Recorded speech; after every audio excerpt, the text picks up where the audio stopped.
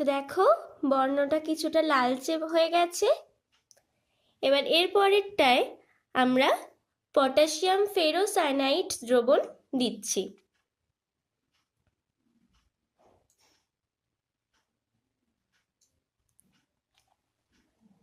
এটার কালারটা দেখো প্রুশিয়ান ব্লু কালার হয়েছে। এর পরেরটায় আমরা অ্যামোনিয়াম থায়োসায়ানেট দিয়ে দিচ্ছি।